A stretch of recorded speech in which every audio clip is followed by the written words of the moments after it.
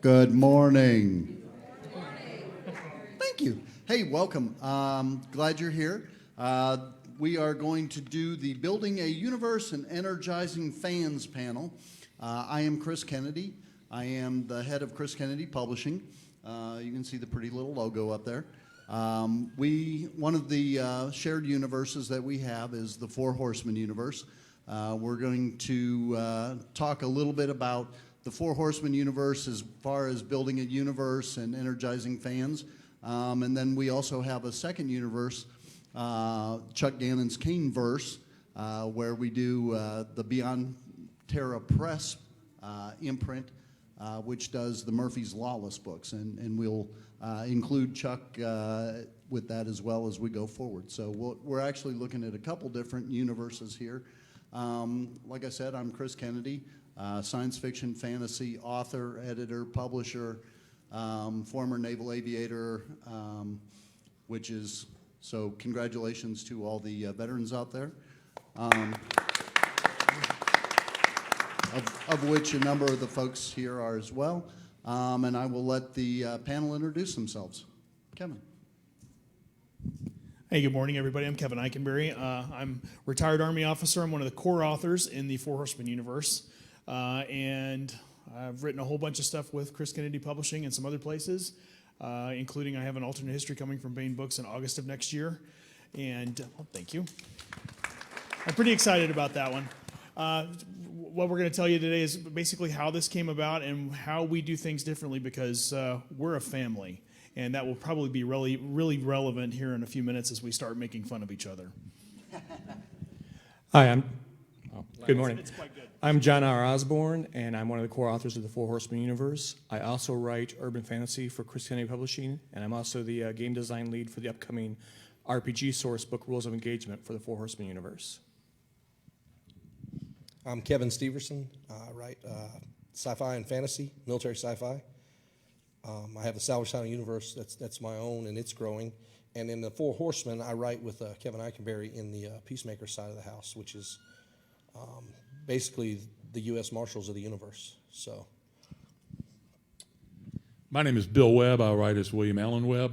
I'm the new guy to the Four Horsemen Universe, but as Coffee. I spilled yours. Okay, I'm sorry, but I did. It's back in the cup. I got it up out of the carpet. I'll give it to you in a minute. Yeah, I squeegeed it out of the carpet. It sounds so nice when he says it. I'm the new guy on the 4HU, but I'm going to echo what Kevin said, which is it really is a camaraderie to this entire company and this entire universe that you don't find this sort of thing very often. So I'm Chuck Gannon, and it's actually kind of mystifying to me that I'm here. But I really am glad to be here, because I think the only thing you can say, I've done a forward and a sort of an afterthought short story, and for me, a short story, really a short story, which is, if you know me, very unlikely. But what maybe I'm here because I was there at the beginning, and the beginning was a great time. And if we talk about the Caneverse stuff, that's great. But this is, I thought, and I think it should be. It's all about that. Okay. It's all about these guys. We can make it all about that. Yeah. But I wanted to be inclusive. So anyway, the Four Horseman Universe has 72 books at the moment. Next week it'll have 73. 3 weeks later it'll have 74. So it's turning out a book about every 3 to 4 weeks, and has been doing so for about 3 years. But it didn't always have that many.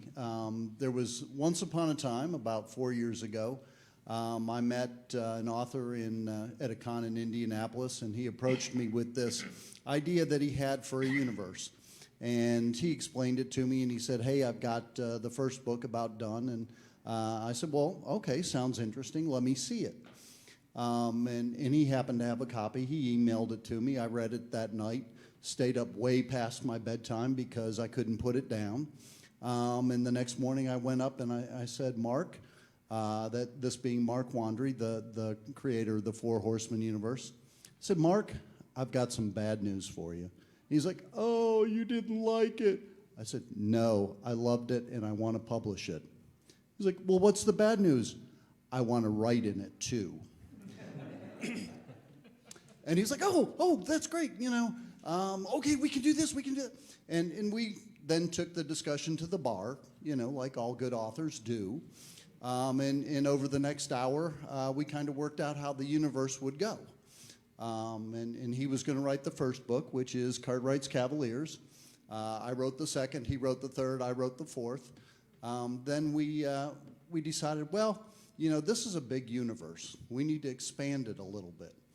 So we asked some of our author friends, hey, would you be interested in writing a short story for this? And those that had read some of the books said, oh my God, yeah, the universe is fun. We need to do that. So I'd been looking for 14 books for the anthology. I got 42. And that was Fistful of Credits, a few credits more, and The Good, the Bad, and the Merck. From there, a lot of the stories were great, and the readers went, hey, we want to know more about this peacemaker person. We want to know more about this. And so we started off, getting books from the authors of the short stories to grow the universe. And with that, I'm going to go down the panel and ask, where did you enter in this? How did you become part of this madness? So I blame the guy on the other end.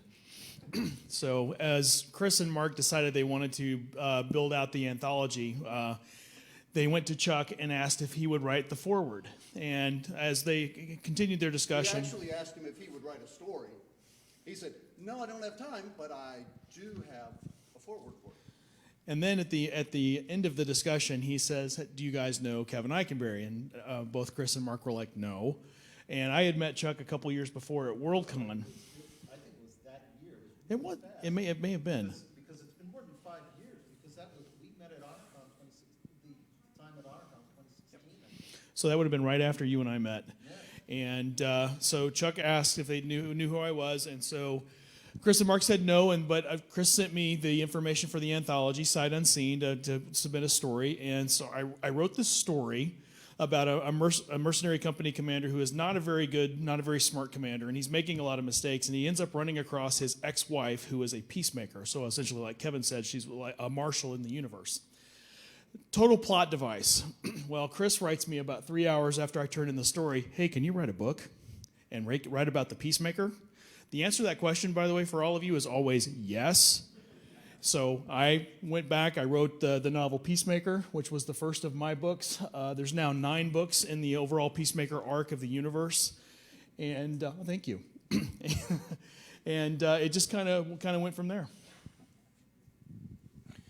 So I kind of had a ringside seat when Mark and Chris were putting together the Four Horseman Universe. In fact, Chris told me what he was going to do to Mark that morning. And Mark and I had been old friends, and I'd always had trouble finishing a book. And when the anthology came up, Mark's like, look, it's a short story. It's 7,000 to 10,000 words. You can finish a short story. And he said, Chris, said he will take a look at it. No guarantees about getting printed, but he'll take a look at it. So I hammered out the short story and turned it in. And I had previously talked to Chris about a book, and at LibertyCon, he told me that, all right, if your book's as good as your short story, I'll take it. And my main focus has been Bjorn's Berserkers, because when I was trying to come up with an idea for a short story, it's like, okay, this is a really cool universe, so how do I do something even cooler in a cool universe? Space Vikings. And that's how I got started. So the other part of the story that John's not telling you is that he was ambushed at LibertyCon of, when can you finish the book? And John's response was, well, and they said, by Halloween? And John said, okay. But the look on his face was more sheer terror than anything else. I'm sort of trying to process in my head, okay, that's how many days, how many words per day, okay. If you've ever seen a deer in the headlights, his was bigger. Jon is he's a little different as a writer because he wants a deadline. Yes. He literally give me a deadline, and that's what he works for. Whereas the rest of us are like, I don't want a deadline. It'll get done when it gets done. No, he wants the deadline. It's kind of strange. So anyhow, Chris had published my salvage title trilogy by then, and it was doing well. and he needed a story for an anthology. Hope is not a factor, or hope is not a strategy. Yeah. And so I didn't know which one to write, and I really liked the Peacemaker line, so I asked, could I do that? And Chris was like, well, yeah, but you got to run it by Kevin because that's what he's heading up. So I wrote a short story, and I included a few of his characters, and then I sent it to Kevin to see what he thought. And he sent me an email back, we need to do a story, and I didn't see the email for a while, and I was like, I wonder what he thought, because it had slipped to my spam. I don't know why, but it did. And then he and I wrote Redacted Affairs, and we've written Redacted Vice, and Redacted Weapon is coming. So, Before I tell you how I got involved, I just want anybody, and I know everybody here already knows this, but for anybody watching at home, every one of these stories involves meeting somebody at a con. And it just shows the importance of actually showing up and talking to people in person. You can do a lot of things online, but now that we're getting back into the real world, take the time to go meet those that you want to work with. Anyway, so I met Chris and Kevin at a one-off con in Atlanta, and I knew that I liked Chris. He was set up across from me. I already had a few books out on my own, and Chris set up his booth, and he had cases of Diet Pepsi. And when I saw that, I thought, okay, he and I are going to get along. And we became friends, and I pretty much stalked him on Facebook for a while until he asked me to write a story for an alternate history anthology, not the 4HU. And I did. Once it was done, I was talking to the editor, James Young, one Sunday, and he mentioned that they still needed a story for the other anthology that came before it. And I said, really? Well, I just happened to have one that might fit. And I sent it to him, and literally within 20 minutes, he had contacted Chris and said, okay, you're in. That led to... I don't waste time. That led to me meeting Rob Howell, who now runs up New Mythology Press for Chris. And Rob needed a story for I ran into him at a con. He needed a story for a fantasy anthology. And as Chris said, or Kevin said, the answer is always yes. And he said, the only problem is I need it in a week. Oh, thanks. But we did it. That led to Chris asking me to write a 4HU story. That led to Ike asking, Kevin Ikenberry asking Rob, do you know anybody who can write a short story for this anthology on short notice? He says, yeah, actually I do, this guy. And then after that, Chris asked me to write a story for an anthology, and that led to High Mountain Hunters, which is about... He wrote Gurkhas in Space. How could you not? Yeah. I mean, nobody claimed Earth's most famous mercenaries, and since we're writing about mercenaries, I said, well, I think they'd probably be in space by now. So that's where they wound up.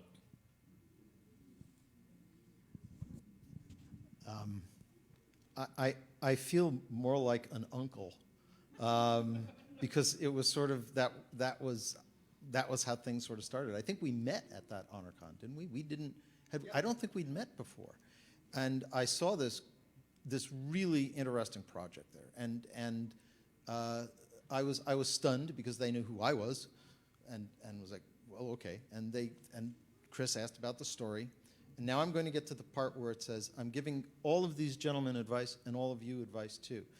For those of you, and I'm sure that these people are right now coming to the point where they're going to need to know this. Chris is absolutely right. You say yes. There will come a point, however, where saying yes could mean that if you have other opportunities, if the opportunities are starting to outpace your time availability, then there may come a time when you've said yes that it's either going to kill you to make good on it, or you're going to have to say, I can't. And you disappoint somebody and you let them down from something you promised. So my sober advice to all of you, and these guys are all going to be in that enviable position, that think about it, because sometimes no is the kindest answer you can give. Even when I wanted to do it even on spec, simply because I liked it. I like Chris, I like Mark. I thought their universe attracted me right away because there's no magical gravity holding you down. The moment he told me it's rotational habitats, I'm like, I am already so into this. Because that's my hard SF background. But I knew what my commitments were, and I knew how I was stacked up, and I did not want to say yes, and he can tell you a story about how long it took me to get the thing and he said, don't worry about it. I said, I promised. And I did it bit by bit by bit. He's a man of his word. But I'm saying that there's going to come a moment where the responsible thing to do is say no, or if you can't be sure, say, how long can you give me to think about that? And so I was there sort of at the start, and I do not know what the official story is. I don't know if I remember it correctly, but so when it wasn't, I don't know if you asked for the forward, or I think you asked. Mark did. Mark asked for the Yeah. forward. I was pleased to do that because that's quick. I mean, and I knew where they were going. I could also see because I saw the table the authors that were in there, and I kind of knew what that vibe was going to be, and so that was going to be easy to do. And I have a background in the gaming community as well, so I figured that if there were any... And we'll get to that. Yeah, if that was useful. Yeah. But so I was there, and the one thing that I saw that they were doing is I saw this stuff, and I said, boy, if you could do this every month. And I remember Mark, and he looked at you, said like, like that. So that's how I remember it. So one of the things that you heard in that first answer was Bill said something about, or maybe it was Kevin, I had to talk to Kevin Ikenberry. How looking at how you grow a universe, we have different people that are assigned different parts of the universe. That way, for canon control. You get to 70 books, you got a lot of canon out there, and how do you keep it pure? One of the ways is that, you have different people that are in charge of different things, because it's just too much for one person to do. I mean, I read every book that comes out, and I do my best, but when I have questions, I go to hey, you run the Peacemakers. Is this a real thing? And so we do that. So growing the universe, we've started out, we've got a few stories going. What did you do to grow the universe? And we'll start with Jon.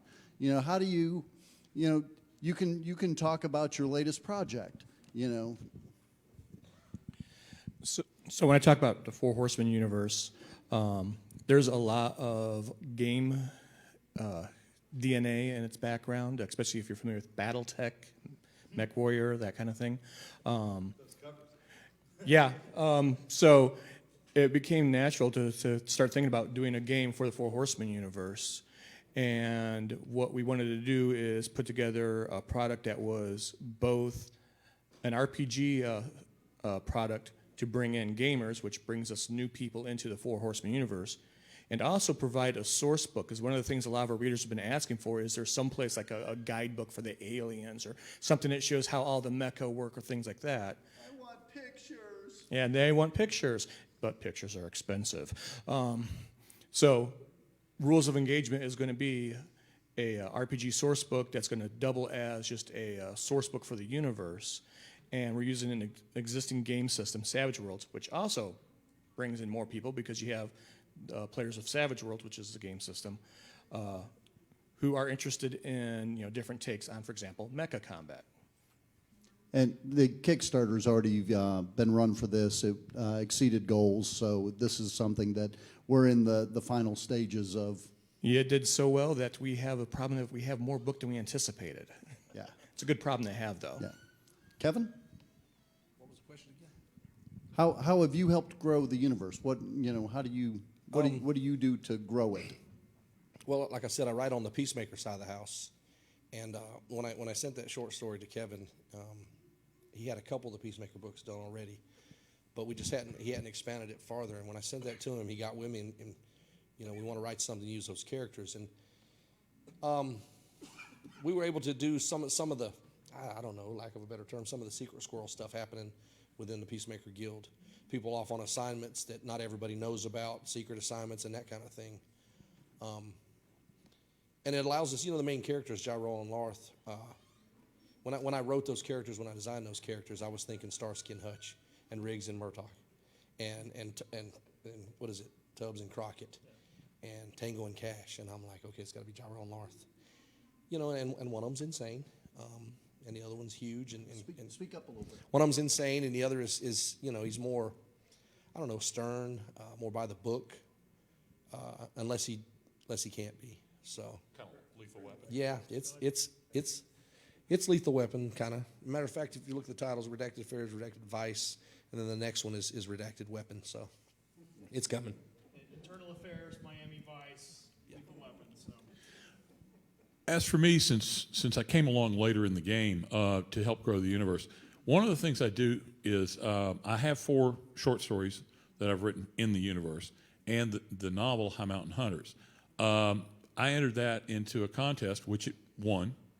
It won the Imagine Award, and that allowed the whole universe exposure to people who may not have heard about it before.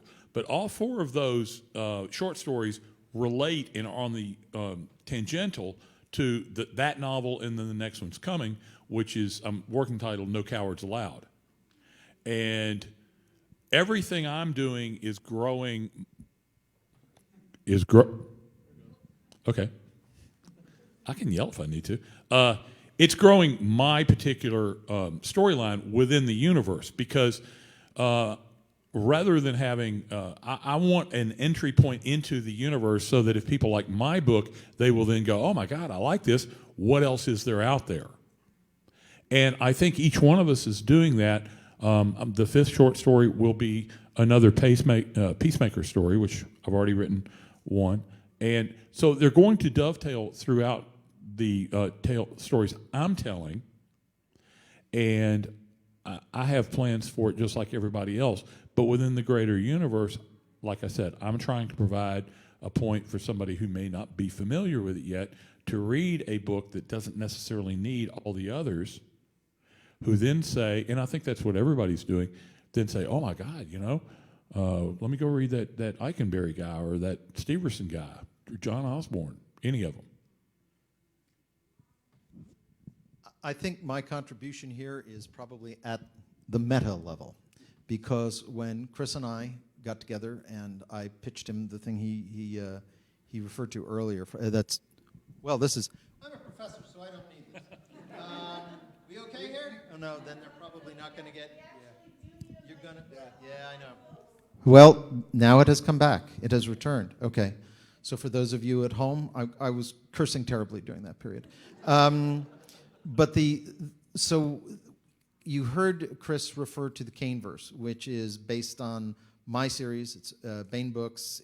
It's had 4 Nebula noms. It won the Compton Crook Award, et cetera, et cetera. It's done reasonably well. And I came to him and said, I've got this idea for a series. This is not related to the Four Horseman universe directly, but stay tuned, it gets there, which is that he has a pool of readers that has much less than complete overlap with my pool of readers. My pool of readers, there are a lot of them which would never be looking in indie publishing if they weren't already brought in. So what we created with Murphy's Lawless, which is set in this universe of mine, I'm the IP holder, he's the publisher, was essentially a collective bowl with a funnel from either side, so that anybody who knew me but said, oh, I want to read that series, would wind up on his site, Chris Kennedy Publications, where they will not, I don't care how handicapped you are, you're not going to be able to miss the Four Horseman Universe dominating that site. And certainly it's been very useful for me on the other end. And I think that's probably the most practical way I've been expanding it. So I think for me it was the idea of when Chris and Mark approached me to be the first of the core authors brought in and handed me the Peacemaker Guild, I was essentially building a fighter jet while it's flying. Because like I said, my character Jessica Francis was a plot device. She was purely just something there to provide more conflict to my main character in that short story. And when Chris and Mark said, hey, do this with her, I literally had to go back and build everything about her and about the world. And then as things started to grow, we recognized that while the main storyline was progressing very quickly, there were some things that we were developing on the Peacemaker side of the house. So we actually built a series that just completed that was 10 books long, led off by Kevin and I with Redacted Affairs, and then my last book, which came out about 3 weeks ago, called Harbinger. And that was the rise of the Peacemakers and following this overarching story that's gone on that sets up even more things in the main storyline. I think that the thing that we started to do at that point when they brought me on was, and it's something that has lingered, is the communication. We have several different channels where we're talking to each other all the time. Conventions turn out where, hey, let's go out to dinner and have fun, and it usually becomes something about the universe or something about the stories, something about how we can make things better.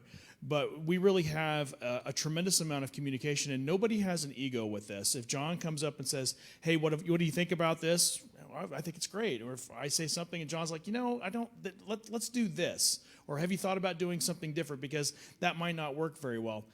We all trade information. We trade how we work together. We trade different things as far as marketing and business aspects of publishing are concerned. Because we talk about the rising tide lifting all boats here at 20Books.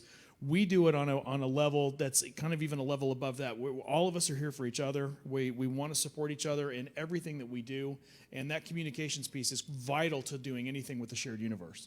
Right. We even trade characters. There have been many times that I've written different characters. One of the people that isn't here because she's still in the Air Force, Casey Azell, developed a race of cat assassins. And there's one specific assassin that's appeared in, I think, 5 or 6 people's books as she's gone around through different places.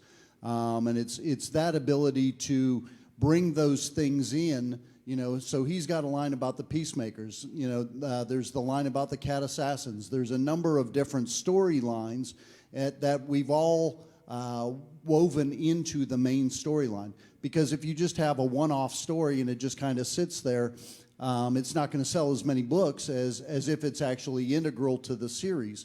So that's one thing that I, as the publisher, have tried very hard to guide the process where, the Peacemaker line makes a difference. If you don't read the Peacemaker books, you're missing out on stuff. If you don't read the Depic Assassin books, you're missing out on stuff. So, everything is relevant and everything matters. And that keeps people, wanting to see all of the books, not just some. But it wouldn't be anything worth talking about if it weren't for the fans. And we had a lot of fans early on that were, a lot probably from various gaming, Mech Warrior, things like that. And they really got into the series. And they said, we want more. Okay. We can do more. So that's when we started, getting some of the people that had written short stories to write more stories faster, and we were able to put them out at the rate of 1 book every 3 weeks for 2 years before we finally went to it went a whole month, and there were people that whined, and they said, but the one thing we really need a fan group, so that we can cosplay this because we love it. And we said, okay. And we found somebody, and he stood up, and he started the fan organization, and all of the different fan groups are organized along the lines of mercenary companies. And they have their, we let them have their own uniforms, and there's a process that they go through, but they are all now functioning Merck units, which is pretty cool. And there are, one of the most important things, though, is how the different authors interact with the fans and increase interaction. Kevin, you want to start there and talk about things you do to what have you done with fans? Interaction with fans, because that's one of the things we're discussing here is interaction with fans. Well, What do you do with fans? One of the main things is that we have several pages. I'll use Facebook, for example. We have several, the Merck Guild, and then we have the CKP factory floor. And, when a fan comes on and they talk about they read this or they read that or they appreciate something, one or several of us will answer that fan. and it might get into a conversation in the comments. And you know, as a reader myself, I'm thrilled when a writer does that for me.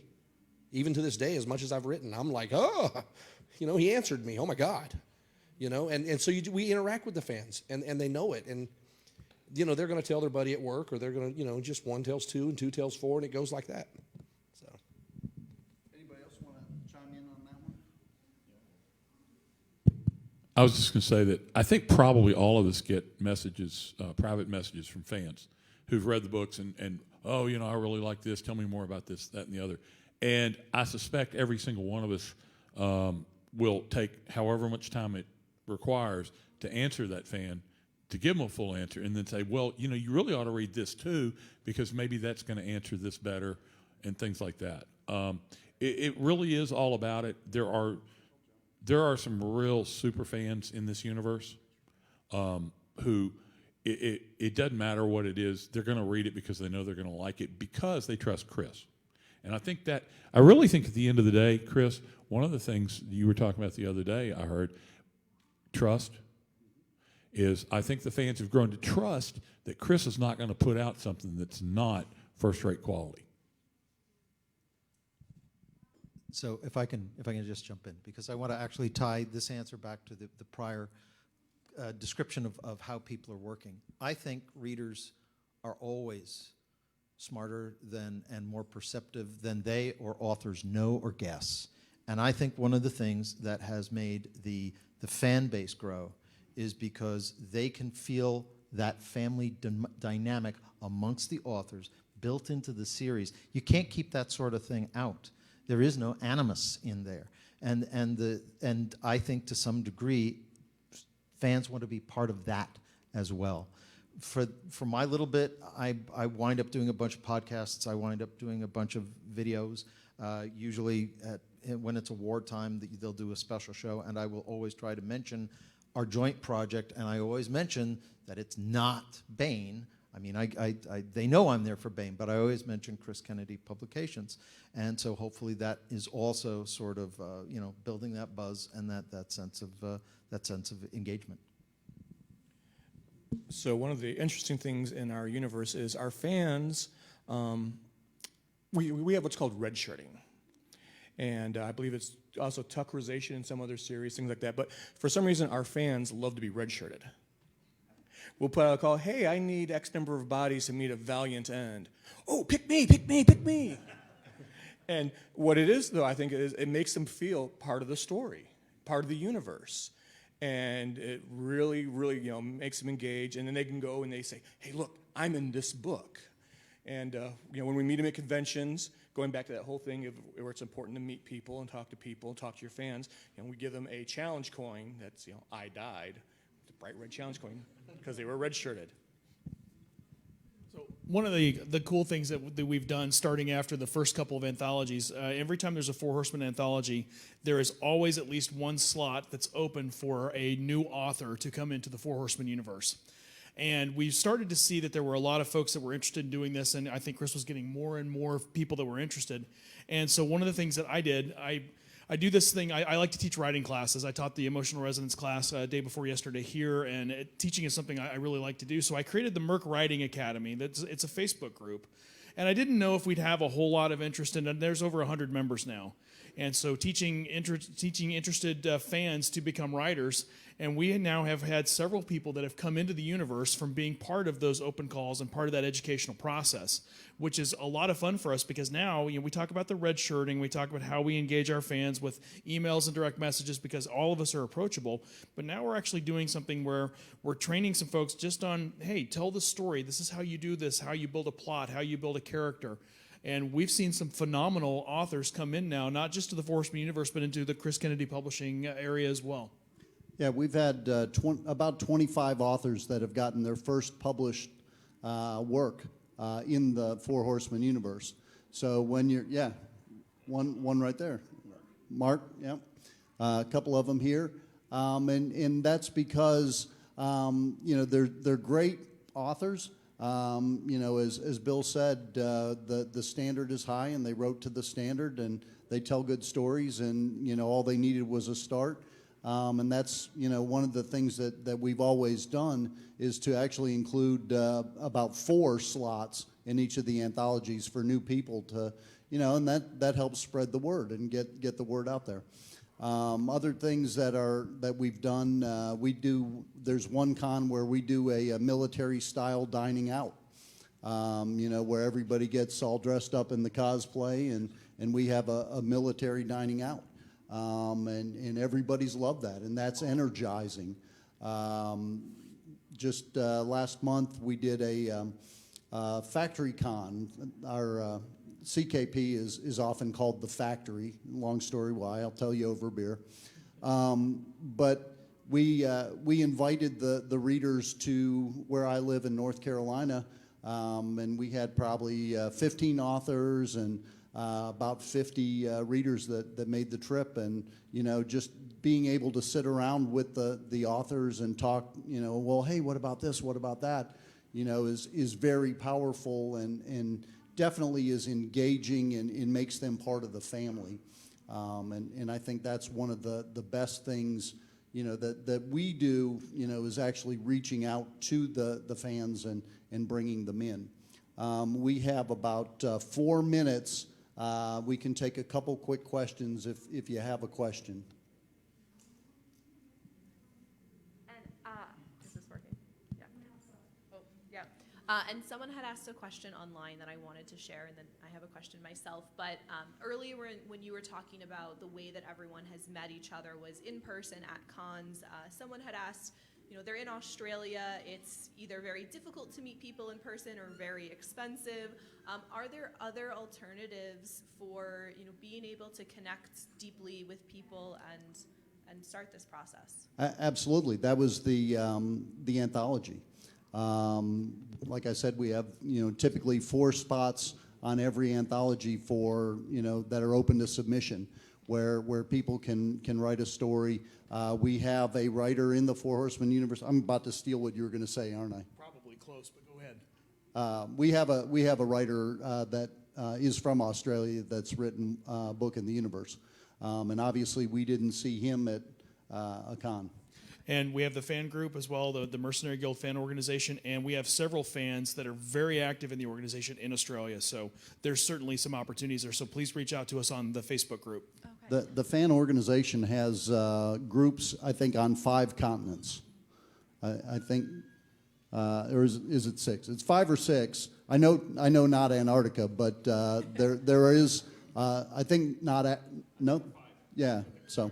All over the place, places you wouldn't expect. There is an organization in China.